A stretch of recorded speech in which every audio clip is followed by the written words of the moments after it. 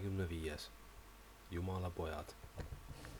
Järgmisel päeval soovis Vaarao mind näha. Pidin tema juurde minema kohe peale ta ametlikku vastuvõttu. Uksehoidja tuli kokkulepitud ajal ja juhatas mind isa juurde. Tule laps, ütles isa. Tahan sulle öelda seda, mida oleme Tahotepiga sinu pühitsemise koha pealt kokku leppinud. Kas ta käis sinu juures? Ei, vastas isa ja vaatas mind imestunult. Käisid sa siis tema juures? Jätkasin küsimist. Ei, ma ei käinud ka tema juures, vastas ta mulle ja naeratas. Isa, ütlesin nüüd, olen tahtnud tihti sinult küsida, kuidas sa saad Tahotepiga millegi suhtes nõu pidada, kui ei ole tema juures või tema sinu juures. Olen tihti imestanud, kui oled rääkinud mulle midagi Tahotepist nii, nagu oleksite just äsja koos olnud ja pika nõupidamise maha pidanud. Aga sina pole paleest lahkunud ja ka Tahotep pole palees sind külastanud. Kuidas see võimalik on, isa? Isa oli minu lapsepõlves saati harjunud küsimustega ja ta vastas mulle nüüdki, sama rahulikult nagu alati. Sul on peegel ja sa oled sealt enda pead näinud, on ju nii? Jah, isa, näen enda pead iga päev, kui menu mu juukseid korrastab. Ja mida erilist oled sa siis märganud, küsis isa. Seda, et minul pikem kolju on kui harilikel inimestel, ka sinul, Tahotepil ja paljudel, kes meie soost, ehk nagu öeldakse, Jumala poegade soos põlvnevad, on selline iseäralik pikk kukal. Selle näeb ära vaatamata peakatete ja peaehete kasutamisele. Millest see tuleb? Miks meie peakuju on teistsugune kui harilike inimeste poegadel? Vaata, väike laps. Selleks, et sa maapealsetest asjadest selgema pildi saaksid, peaksid sa teadma üht-teist maa arengust, nii nagu kõik taevakehad ja taevakehadel asuvad elusolendid, on ka maakera alistatud pidevate muutuste seaduse alla. Jumalik loovad jõud kiirguvad igavesest lättest ja tungivad üha laienevate laineliste kehadena materiaalsele tasandile. See tähendab, et nendest jõududest tekib mateeria. See protsess saavutab oma kõrgeima võimaliku taseme ultramateerias ja tuleb sellest automaatselt tagasi. Hingestumise protsess algab uuesti ja mateeria muutub taas energiaks, aga see kestab igavikku. Selles protsessis toimuvad muutused hästi ühtlaselt, aga nii aeglaselt, et isegi inimelust ei piisa nende protsesside märkamiseks ja jälgimiseks. Ja kui selline muutus ikkagi mitmete aastatuhandete ajal märkamatult on küpsenud, tuleb hetk, kui see protsess äkki märgatavaks muutub. Ka praegu elame sellist üleminekuperioodi, kus need muutused on aimatavad.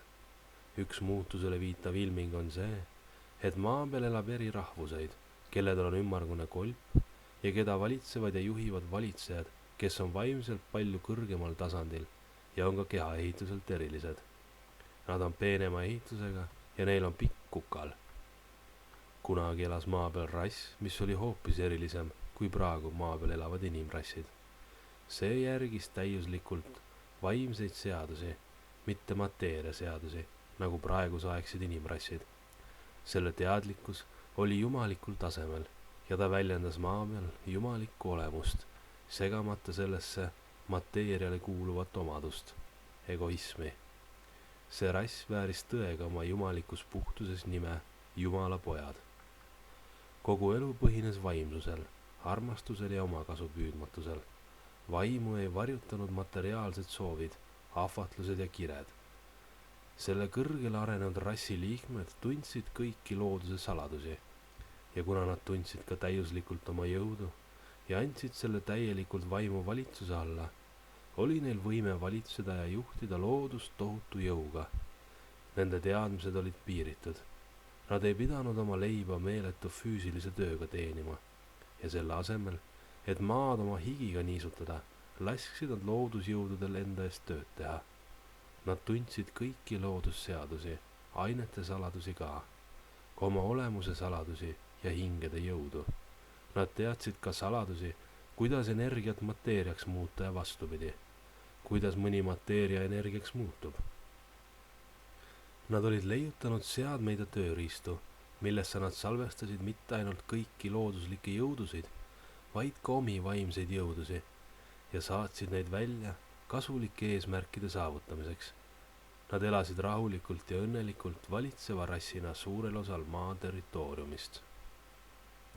Kuid juba tollal elas maa peal ka muid jumala poegi meenutavaid olendeid, kellel oli palju materiaalsem keha ja kes olid palju madalamal arenguastmel. Hingeliselt nürid olid nad täielikult oma kehaga samastunud. Nad elasid põlismetsades ja võitlesid loodusega, teineteisega ja loomadega. Nemad olid algupärased inimesed, keda sina praegu näed, kes elavad maa peal, on sündinud just nende kahe rassi segunemisel. Nagu olen sulle varasemalt seletanud, mõjuvad universumis pideva liikumise ja muutumise seadused. Maa on hetkel staadiumis, kus toimub materialiseerumise protsess. See tähendab, et jumalik loov jõud tungib üha sügavamale mateeriasse ja võim maal liigub tasahilju üha enam mateeria mõju all olevatele rassidele, mida varem juhtisid kõrgemal vaimsel tasemel olevad rassid. Kõrgemal tasemel olevad rassid surevad tasahilju välja. Nad tõmbuvad materiaalselt tasandilt tagasi vaimsele tasandile ja jätavad inimkonna mõneks ajaks üksi. Maa ajaarvamise järgi üpris mitmeks aastatuhandeks, et see saaks tõusta ilma nähtava juhtimiseta iseseisvaks. Siis peaks juhtuma nii, et loomalik materiaalne rass, alginimesed, paljunevad jumalike seaduste alusel üha rohkem ja muutuvad üha tugevamateks, kuni lõpuks jõuab maale aeg, et nad saavutavad maal ülemvõimu. Kõrgemad rassid pidid enne, kui nad maise tasandi jätsid, istutama madalama taseme rassidesse vaimsete võimete seemneid, mis siis pärimusseaduste alusel läbi pika arenguprotsessi, mateeriast tõusmise protsessi jälle võimalikuks teeks. Mitmedki kõrgema rassi poegadest võtsid enda kanda selle suure ohvri ja viljastasid alginimeste tütardena lapsi. Nende esimeste ja hiljem üha jätkuvate ristamiste teel sündis üha erilisemaid inimesi ja hiljem terveid uusi rasse.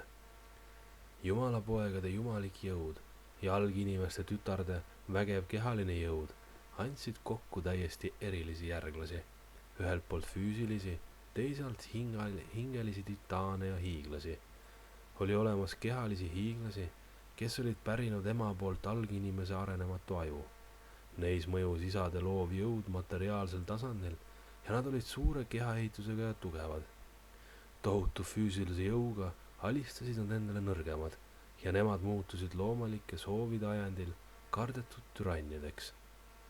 Aga leidus ka vaimseid hiiglasi, kes ei väljendanud päritud loovat jõudu mitte füüsilisel tasandil, vaid see ilmnes kõrgemate ajukeskuste tegevuse kaudu.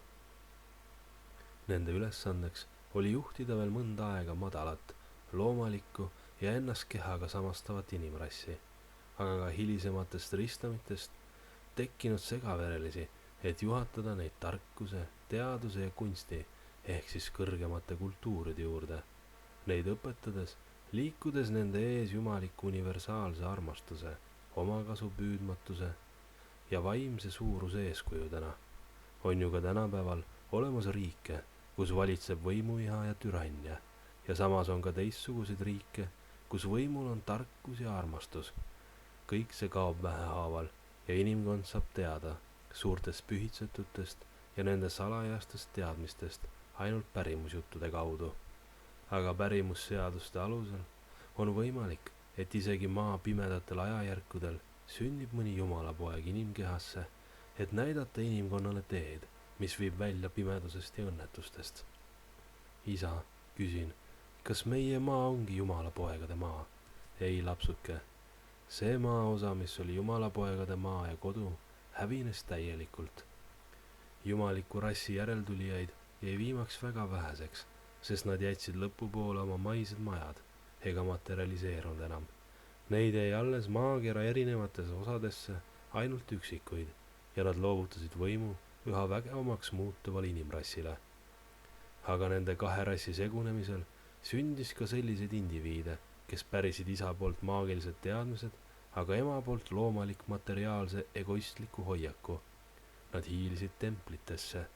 Oma vaimsete võimete tõttu said nad pühitsemise, aga nad muutsid oma teadmised mustaks maagiaks ja tarvitasid neid egoistlikel eesmärkidel, isiklike hüvede loomiseks, kasutades selleks omi jõude ja loodusjõude, mida nad valitsesid templiseadmete ja aparaatide abil.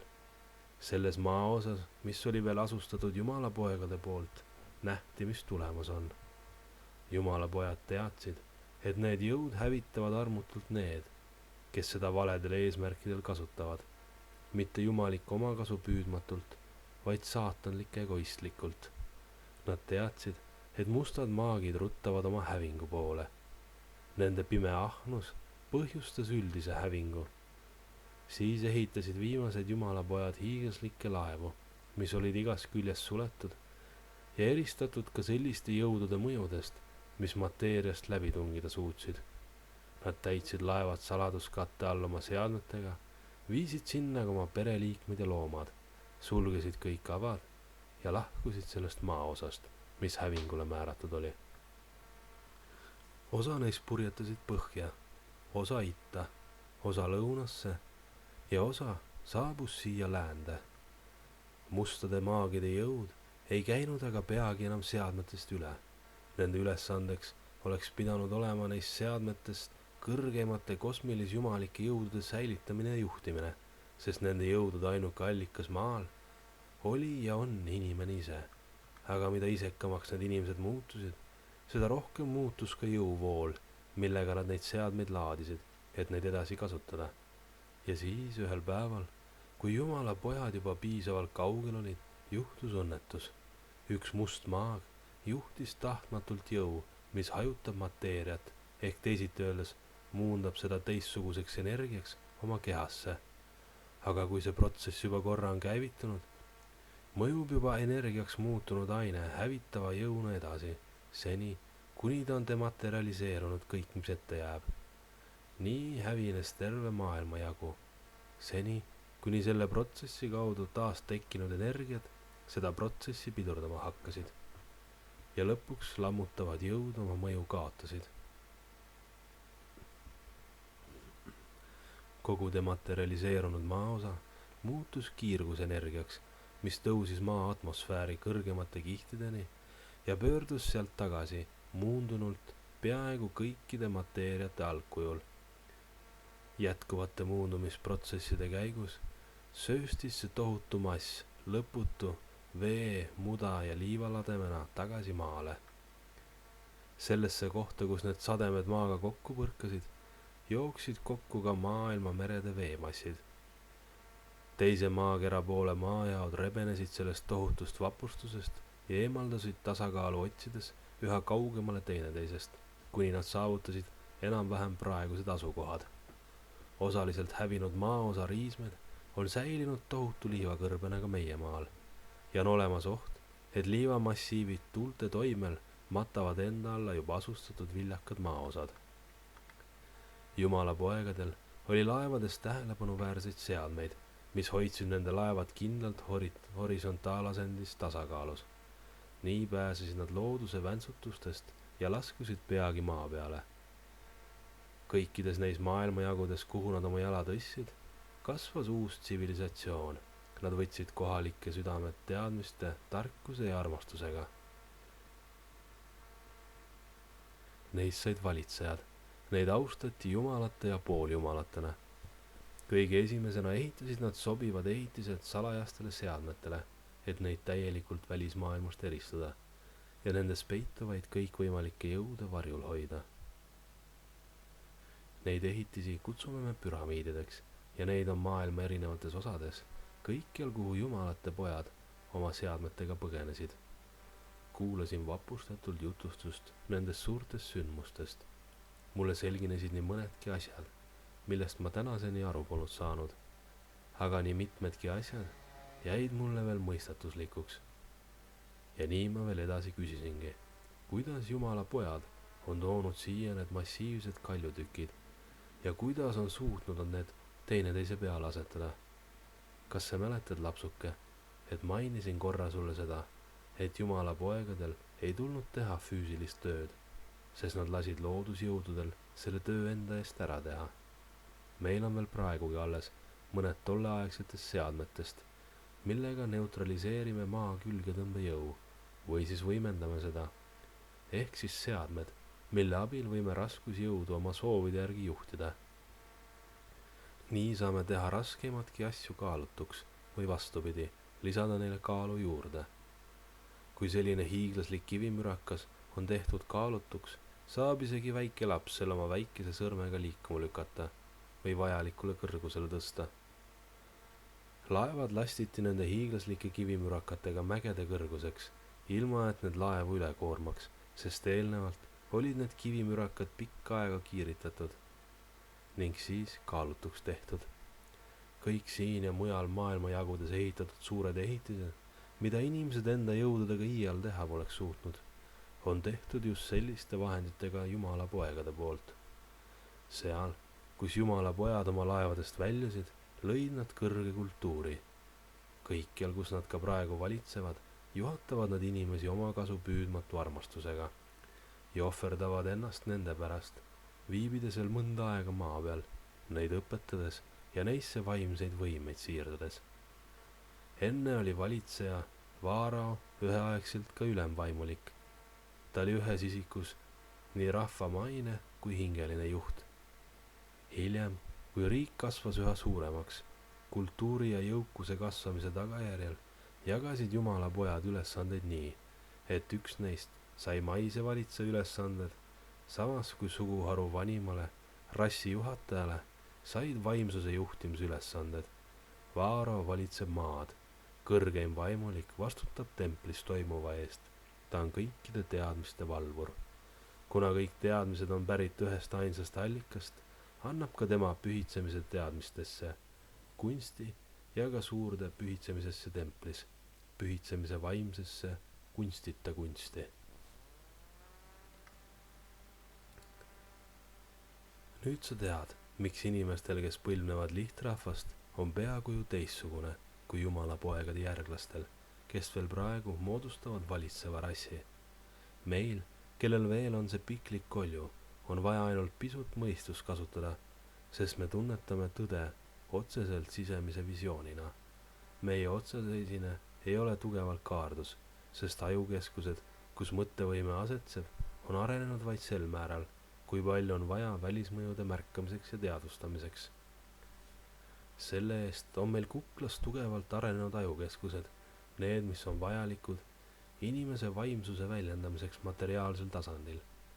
Need ajukeskused teevad meile võimalikuks teadlikkuse jumalikul tasandil ning annavad meile ka need kõrgemad omadused ja kvaliteedi, mis meid inimese poegadest eristab.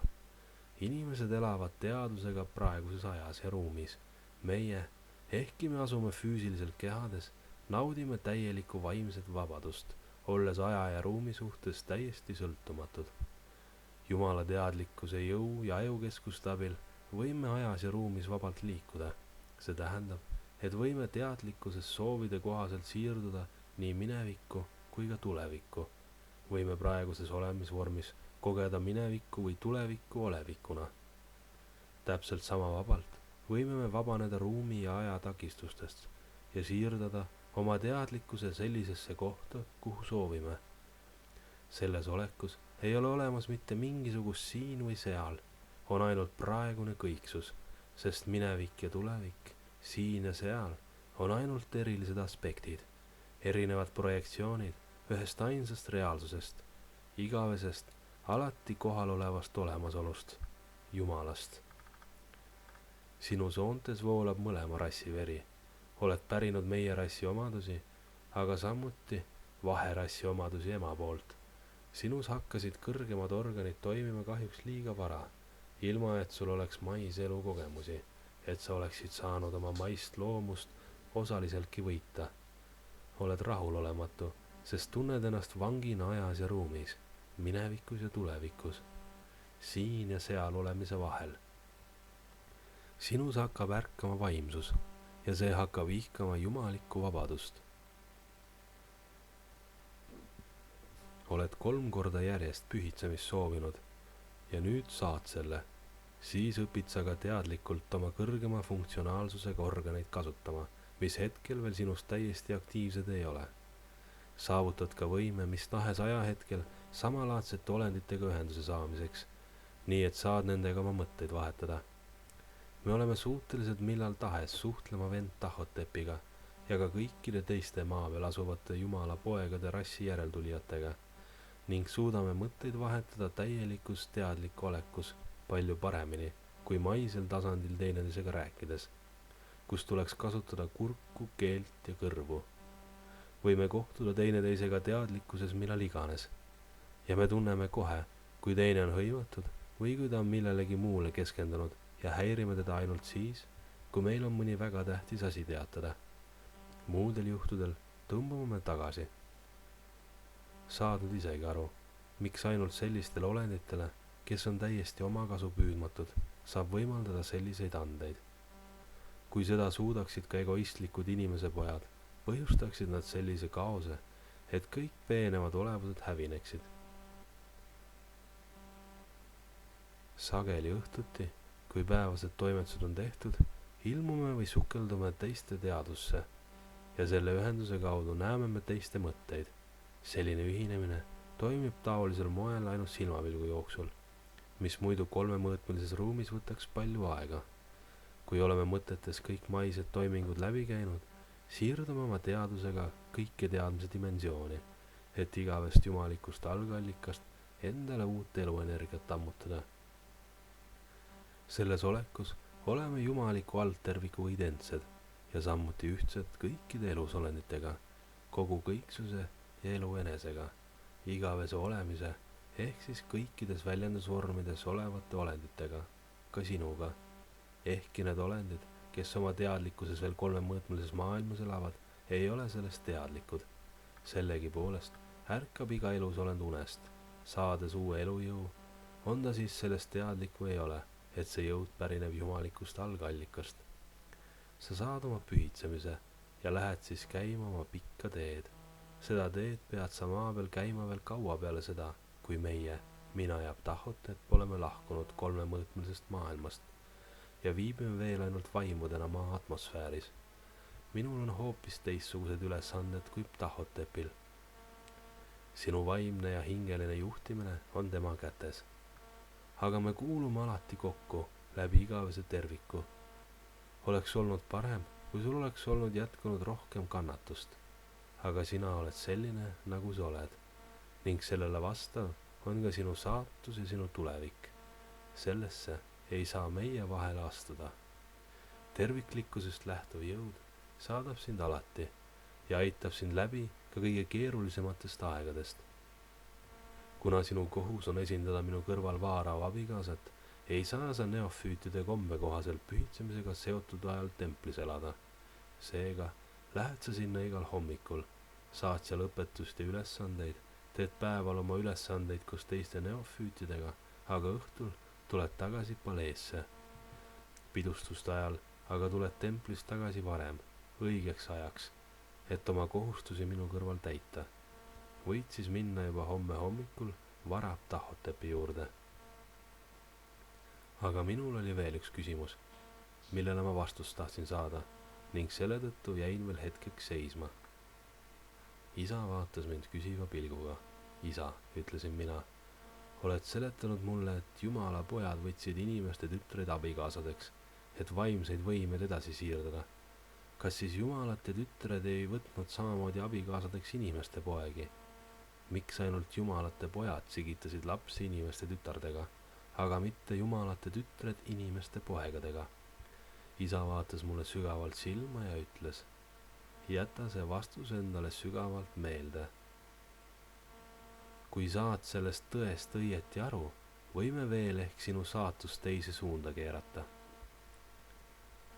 Kui valad punase veini klaasist, piisakese valge veini klaasi. Jääb punane vein ikka puhtaks punaseks, nagu ta oli ennegi. Valge vein aga ei ole enam puhas valge vein, vaid mõlemate veinide segu. kui nüüd valad sellest valgest veinist natuke, on see tegelikult punase ja valge veini segu. kas sa said sellest aru? jah, isa, ma sain aru. see tähendab seda, et puhast verd Jumala poja veri püsib puhtana ka siis, kui ta inimese tütrega lapsi sigitab. aga puhast verd Jumala tütar muutub segavereliseks kohe, kui ta inimese pojaga abiellu astub. temast saaks siis sellest hetkest kahe rassi segu, samamoodi nagu tema lapsedki tulevad segaverelised. ole igal hetkel oma elus sellest tõest teadlik, ütles isa, ja siis ta tõusis. kummardasin tema ees ja ta õnnistas mind ning tunnetades temaga vaimset ühendust südame kaudu, lahkusin ma sealt toast.